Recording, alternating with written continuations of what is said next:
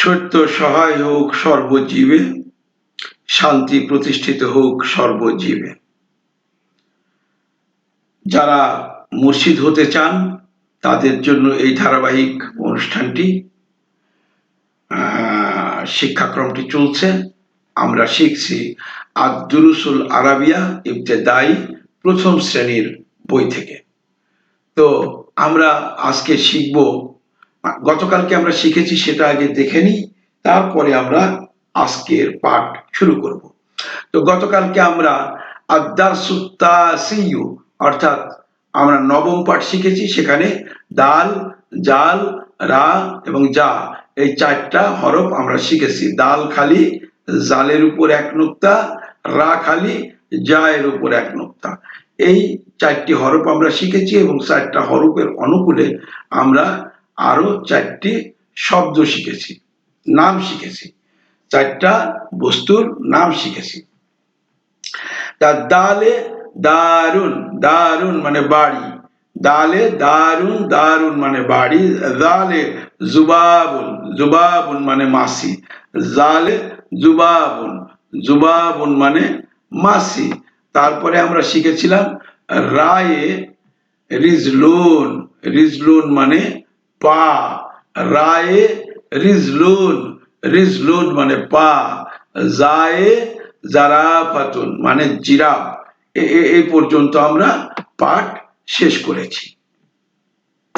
তো এ পর্যন্ত পাঠ শেষ করার পরে আমরা এবার দশম পাঠটি শুরু করব। আরবিতে দশম পাঠকে বলা হয় আদ-দারসুল আশিরু অর্থাৎ দশম পাঠ। আদ-দারসুল আশিরু দশম পাঠ। এই দশম পাঠে আমরা শিখব আরো চারটি হরফ, সিন, সিন, শিন, সোয়াদ এবং দোয়াদ। সিন, শিন, সোয়াদ এবং দোয়াদ।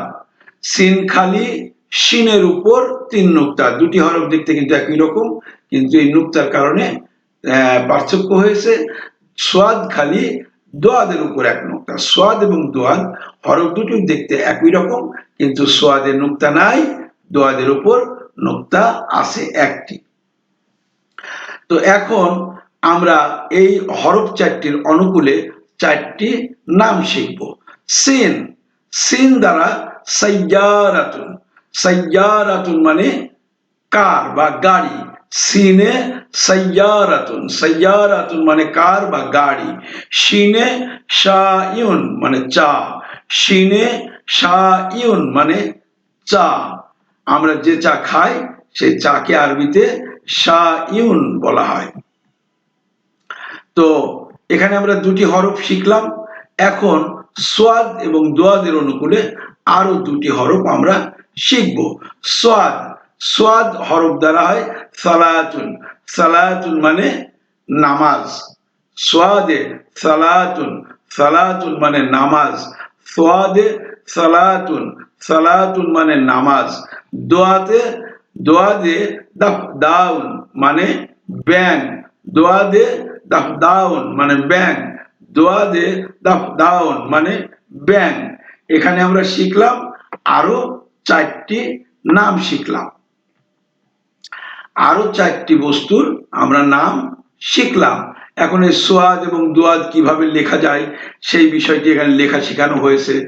তো এভাবে আমরা লেখা শিখব। তো এই পর্যন্ত আমাদের আজকের পাঠটি আমরা শেষ করতে চাচ্ছি, কারণ আমরা ধীরে ধীরে হরফগুলি আগে চিনে নিই। যখন আমরা হরফগুলি চিনে ফেলতে পারবো তখন হরফের উপরে যে স্বরবর্ণ বা হরফে ইল্লাত আমরা ব্যবহার করব, করে আমরা তখন বানান করে করে, বানান করে করে আমরা রিডিং পড়া শিখে যাব।